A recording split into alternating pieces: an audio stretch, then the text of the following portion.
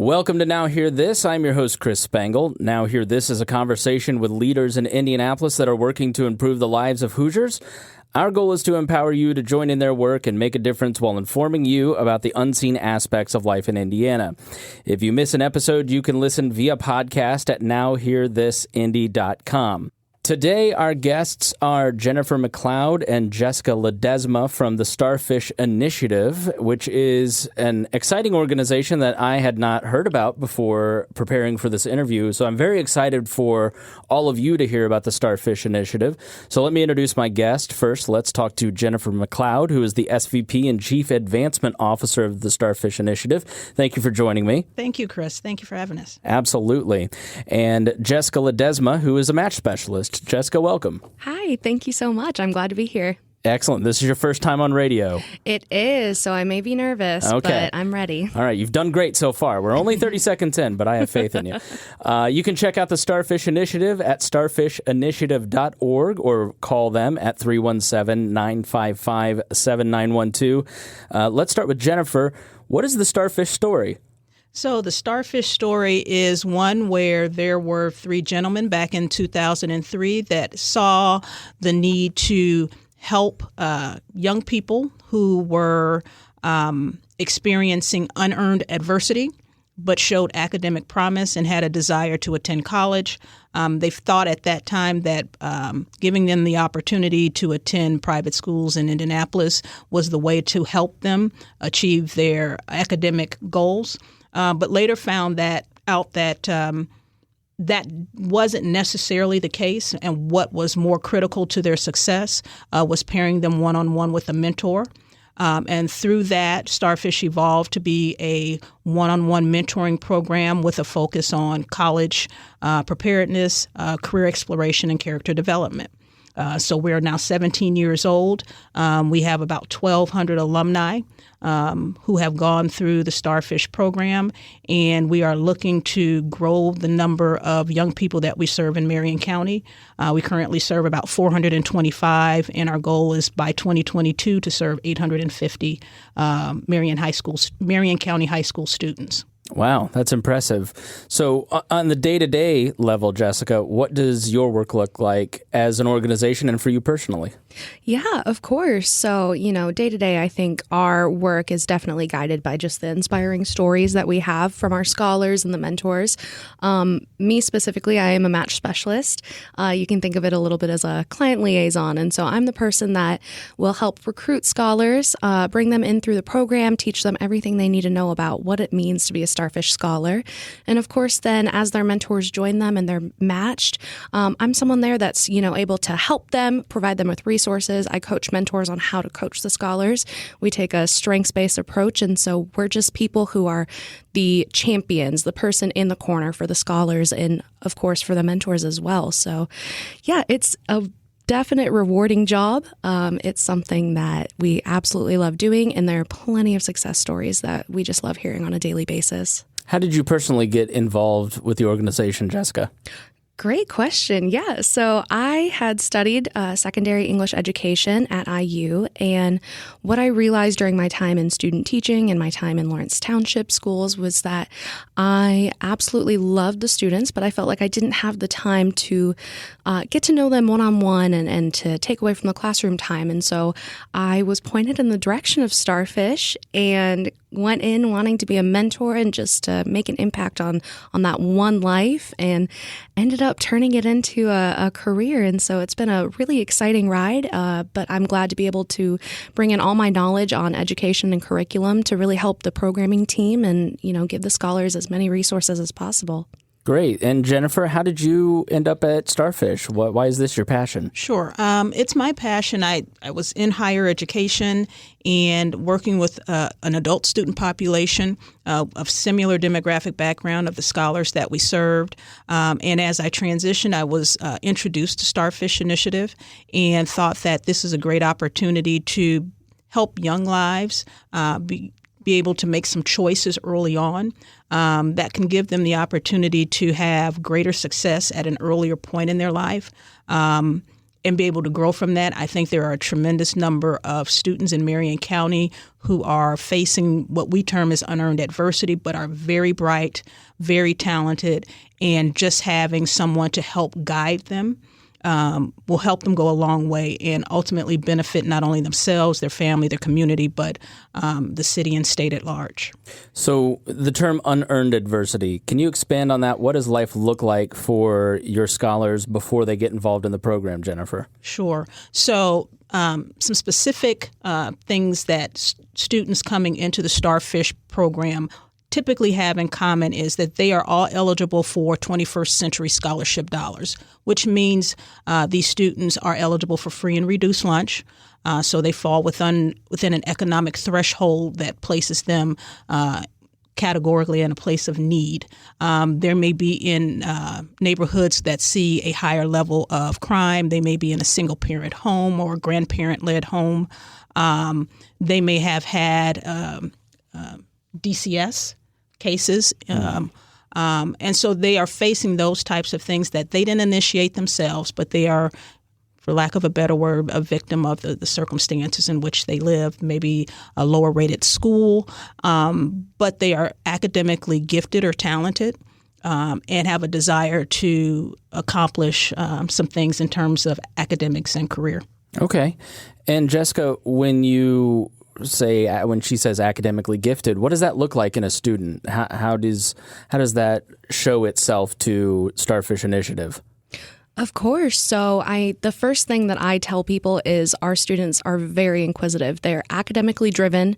And so that may look like a wide variety of things. We do follow 21st Century Scholars fairly closely in terms of having a strong GPA. These students are able and willing to take AP classes and trying to take college courses in order to prepare for school. So they're students who are very driven and the ones that want to better themselves and become a better version of themselves than what they were coming into the program. So yeah, these students are highly motivated and will always ask questions, ask for resources, and have great relationships with school staff, their teachers, and such. Okay, Jennifer, what does it look like to you? Like, what are some of the common patterns that you see in these students? Sure. So many of these students, though they are academically talented, they may be a student that is not, the grades don't necessarily reflect their ability and the things that they can ultimately achieve. And that may be because of some of the things that they're facing that the school can't fully address, or mom or dad at home can't fully help them with. And so there is someone either in their life, whether it's mom or dad or a school counselor, who has said, hey, Chris is a great candidate for your program. And if he had someone who could kind of talk with him and help walk him through what this looks like, scheduling, how to plan your time, what are good study habits, or give him just some outside experiences beyond his normal day-to-day life. Those things help to encourage and champion that young person to be able to see success beyond what they typically see on a day-to-day basis. Yeah, I think it's easy. I grew up in a very good home in Plainfield, which is, a very financially set town. And so I think there are certain things that I took for granted in my education and the family that I grew up in. My mom is a 2-time, 3-time college graduate. So I think there are things that I take for granted that I might not notice, that there are a lot of students who just didn't grow up in environments where certain things are just self-explanatory, right? Mm-hmm. Absolutely. It's amazing that many of these young people may not leave the 1 or 2 mile radius of where they live. And so to have a mentor who is willing to say, hey, we're going to spend today at Newfields. Right. That may be a new experience for them. And to be able to just have a discussion about literature or any outings that kind of help build confidence, expose them to some things beyond just normal day-to-day things is very beneficial.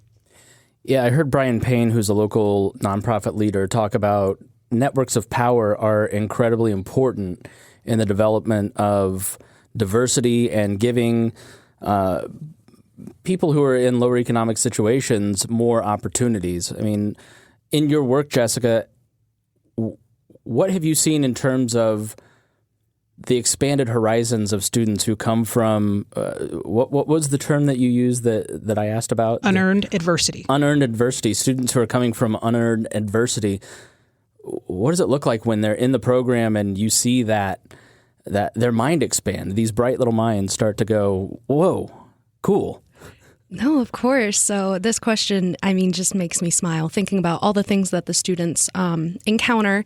One of the funniest examples personally is I had received a phone call right before our leadership camp. It's a camp where we go up to Camp Tecumseh. We spend the weekend there, go through curriculum based on just leadership development and self-advocacy. And so I received a phone call from a mother who was very, very concerned because her son had never left home and slept away from the family before. And so to then, talk to the mother through that situation and watching her son, when he first arrived being, that shy but excited freshman scholar to leaving that camp and just running around, having fun and being a kid, I think those are those opportunities that they sometimes have missed out on and just being able to be a kid. We have so many other examples where, scholars will go to the movies with their mentor and, they see a movie over Ruth Bader Ginsburg and they become so inspired by the power of just a single individual. And so really what we see is these scholars are experiencing things that we often take for granted, going to camp, having those sleepovers, going to the movies or walking down the canal. And what they experience is this mind-opening experience where they're able to then look and say, I want to go do this again. I want to have a life where I am able to share these experiences with my students, with my children. And so they're definitely some mind-opening experiences for the kids. Jennifer, when she is kind of talking about some of that, is there an example of a scholar that just like leapt into your mind that you just think, wow, that was amazing? Yeah. We have a mentor, and he was sharing with me about a young man who was his scholar, and he wasn't opening up. He wasn't returning emails or texts. He couldn't quite figure it out, but the mentor remained consistent. And then at some point, the scholar shared with him, well, I don't have any technology. I don't have a computer. I don't have a cell phone. So other than devices at school, I don't have access to that. And the mentor who works here in Indianapolis said, okay, and picked him up one day, and they headed to his place of business. He pulled out a laptop because the company is large enough that, they replace equipment fairly regularly, and so they have an abundance of outdated equipment but still usable. And he was able to give this young man a piece of equipment. And just that single effort just changed the young man, and his countenance changed. His willingness to open up and communicate more frequently and in more depth with his mentor changed. I think one of the questions he asked, because shortly after that they went to lunch and he took him to a restaurant downtown, and he asked his mentor, he said, "You eat here?" He said, "Yes, I eat here." And he said, "And you can too. And I'm going to help you as we navigate through your high school experience and figure out what your career path is going to be." And so just that simple, just finding out why the young man couldn't communicate with him and giving him room to be comfortable to share that with him was just the opening he needed to be able to begin a strong relationship with that young man. And they're doing very, very well now. And it's a night and day type of situation, but it was consistency and being patient. That's amazing. Great story. You're listening to Now Hear This. I'm your host, Chris Spangle. If you miss any part of this program, you can hear it again at nowhearthisindy.com. My guests are Jennifer McLeod and Jessica Ledesma. I imagine that story doesn't just have an impact on the child. I would guess that it has a tremendous impact on the mentor as well. Let's start with Jessica, who is a match specialist at Starfish Initiative. what kind of experiences do mentors have as they're going through this program with students? Well, of course, one aspect of the program I really love is the character development, and we encourage this on the scholar side. And what happens is the mentors realize they also get this character development. They get to go through and learn about the various cultures of all of our scholars. You know, if you're a mentor who does not know much about the Burmese Chin community and you're matched with a scholar within that community, you get to see how they work together and just the relationships that they form. Mentors also see this wonderful opportunity to express this to their coworkers when they bring their scholars into the workplace for a job shadow opportunity. It's a chance for them to really develop and talk to their peers about the benefits of this and show them that it's not too hard to have a relationship with someone in a different generation from you that's so much younger. I have plenty of mentors who they decide to take a year off once their scholar has graduated high school, and they don't do this because they necessarily need a break. They do this because they want to be there with their scholar as they go into college. They want to make sure that scholar knows that they are still there in their corner supporting them. And so we do have mentors who come through and don't realize the impact it's going to have on their life until the very end. And they're like, no, I need to see this, continue seeing this through and spend more time with my scholar. And of course, you know, we're always open arms, welcoming mentors to come back. And you definitely see the mentors who come back have had those amazing experiences and are willing to share them with so many other scholars. But there is definitely that character development aspect of it where mentors get to come and connect with all of the other mentors to talk about what it's like to build a relationship with the younger generations, what it's like to bring these younger generations into the workplace and to work alongside them as well. So it's definitely something that is a mutually beneficial to both parties. Jennifer, what have you seen in the mentors? What feedback do they give you? What are some success stories personally that you hear?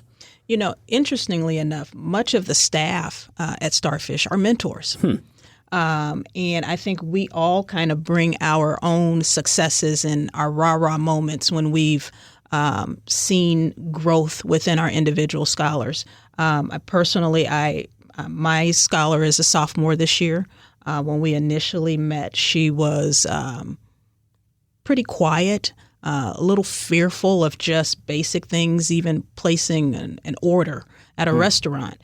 And she wants to be an animator and kind of had her heart set on just one university because of its proximity to home.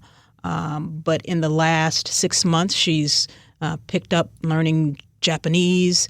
She plans to become an international student and travel, and she's expanded her college list in terms of where she thinks she may want to attend. And, you know, as a mentor, it is great to be able to see that because part of it is also not only the giving them the opportunities to develop in terms of character and making sure they're hitting the milestones in terms of the college readiness and career development piece, but it is also being able to stand back and watch them mature and mature in a way that will give them a long-term benefit because of those things you are exposing them to, because of those conversations you are having with them. And, you know, as a parent, because I'm also a parent of two now adult folks, I know that they didn't always listen to me. And I know it was because, but fortunately they did very well, but they had people in their lives, adults in their lives who said, hey, you should do these things. Now, mom and dad said the same thing, but the outside influence of someone that they respected, who they saw as someone they may want to kind of mirror in certain aspects, played a huge role in their life's trajectory. So to be able to do that for someone else is very gratifying. And I think that's the case for a lot of mentors. Yeah. We're just coming out of January, and January is a very special month, and that reason is? Because it is National Mentoring Month. There you go. So if somebody wants to be a mentor, how do they do it? And how much of a time commitment is it? What does it look like in terms of scheduling? Sure. Well, if they are interested in becoming a mentor, we ask them to visit our website, starfishinitiative.org, or they can give us a call at 317-955-7912. There is an application process. There is a background check that is required. There is an interview process.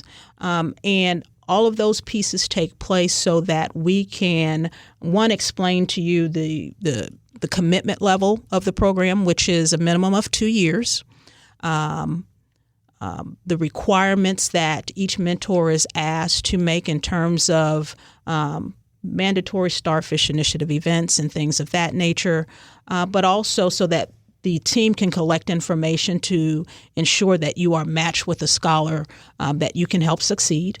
And Jess, are there other things that the process includes? Yes, of course. Well, just the general guidelines as well. We ask that you're at least 21 years of age. We want to make sure that we are getting college graduates. So that includes bachelor's, associate's degrees. And so we're wanting a diverse pool of mentors who have this professional experience in their back pocket. But I think the biggest thing is we're wanting someone with diverse life experiences, and that looks different for everyone. But what really helps the students is to relate to them on, yes, I had those struggles.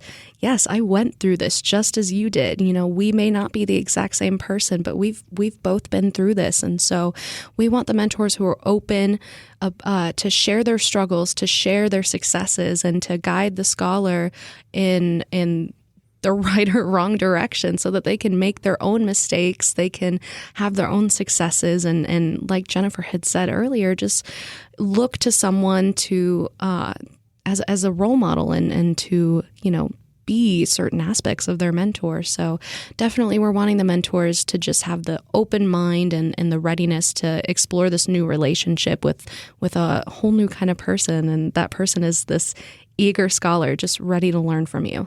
What does your core of mentors look like? What is the common demographics? What are the common characteristics that you see in mentors? Let's go with Jennifer. We'll start with you. For us right now, most of our matches, which is about 74%, are cross-cultural matches. And so that's great because it gives mentors and scholars the opportunity to connect with someone different from themselves. And there's huge benefits to that. What we see in terms of age, we kind of have a barbell effect. So we have a 21 to maybe 35-ish group, and then we have a 60-plus group, and then some in between. And so we kind of understand that a lot of that happens as people get busy with families and careers. But our hope is that individuals see the value of mentoring. The commitment for our mentors is that they see their scholar twice a month, and on the off weeks at least communicate via text, phone, or email. And once you get into it, you really find that, this is really not that difficult to do, I think, in most cases, especially once the relationship is established. And so that is typically the makeup of our mentor pool. Okay. And you mentioned off air you have 200 incoming freshmen or hope to have 200. So you definitely need the mentors. On your website, starfishinitiative.org, was there a test, or I know that you have a form? Is there just a quick and easy way if people can go right now to their computer that they can sign up? Jessica? Yes, of course. And I'm sorry, are you asking for scholars or mentors? Either. If you're listening to this and you want to sign up and you're a scholar, how do you do it? Absolutely. Well, I'll talk a little bit about our scholar recruitment process. We go into the middle schools all over Marion County, and we're constantly trying to expand to even more schools. What we do is we give them a presentation, tell them all about Starfish, this amazing program. There's students who do meet the requirements that their guidance counselors see. They're those academically driven kids, the ones who are 21st century scholar eligible. And so all it is the students, give us basic information. Who are you? Your age, roughly where do you live? And then we have one essay question, and it's, why should Starfish choose you? And so we really focus on learning about the person behind the transcripts. We want to know about your life and your personal experiences, and we want to know what it is that you're looking to get out of a mentor relationship or this college and career prep program. And so really, it's an easy application. It's something that scholars can do very easily. And then, of course, we ask for a teacher recommendation. That could also include sports coaches, youth leaders. And so we just want to really hear about how the student behaves outside of the classroom and what they're really like. In terms of mentors, we're always inviting them. We love doing lunch and learns and going into different organizations. And so having the opportunity to speak to other professionals on why would you invest the time into these scholars and explaining the benefits, not only for the scholars, but for the mentors. And so explaining the program to them and talking through some of the next steps. And then, of course, going to starfishinitiative.org to fill out those applications and start going down the pipeline so that we can get you into the program and get you excited to be paired with a scholar or mentor. You're listening to Now Hear This with Chris Spangle. My guests are Jennifer McLeod and Jessica Ledesma from the Starfish Initiative. You've got a lot of people listening right now that may not have heard of your organization. What would you like them to know that every day you think, I just wish people understood this? Let's start with Jennifer. I think what we would want individuals in the community to know is how powerful the Starfish model is and what impact it is really having on the lives of not only the scholar, but their family. We have an event each year, Senior Celebration, and to see those 100 or so seniors who have completed the program and their high school diplomas and the impact on their family, because most of these kids are first-generation college students. Right. Many of them might have been the only one to complete a high school diploma. And so the hope that they provide for not only themselves but their family is tremendous. And it has the ability to change not only their lives but the lives of their family. And so the work that Starfish does to actually go out into the communities and identify these young people, we wish we could take all of them, but we have to make sure we have mentors that we can match with them. But the work of Jess and the team who go out and identify these kids can't be matched and is often not done by many organizations. And so the value in that is they've already done the hard work for you. They found that kid that just really needs the push. And so they're just looking for you to come alongside and help and work with them to help this young person succeed. And Jessica, what do you wish people understood about your work? Yeah, of course. So I do have a little story on just the impact. It's a story that has given me chills time and time again, but it's the Starfish Story, not the Starfish Initiative one, but just the Starfish Story. And so, there's this little boy that's on the beach, and he's noticed that the tide has gone out again, and there are all of these starfish that are on the beach, and he's taking the time to throw all of them back into the ocean. An older gentleman walks by and he asks, "What are you doing?" And so the boy explains, "I'm throwing them back in. It's helping them. It's really beneficial for the starfish." And this old man, he says, "I've been walking down the beach and there are so many. You're never going to be able to get all of them." And this young man looks to this older gentleman and says, he picks up a starfish, throws it back in, and says, "Well, I just made a difference for that one." And I think that's the thing that we don't even realize. It's the impact on that one individual that can fully change the world. It's something that I think we forget a lot. We see all of these different things that we can get involved in, ways to give back into the community. And ultimately, when you build this relationship with this one academically driven, just inspiring scholar, it makes a huge impact on their life and on your life. There's so many different ways to learn. And so this is one of those life-changing organizations that will connect you with the people that will help change your life, and that will help you change someone else's life. So that's really the impact that I feel. And I wish listeners could see like the chills. I love that story, and I think it fully embraces what Starfish Initiative is.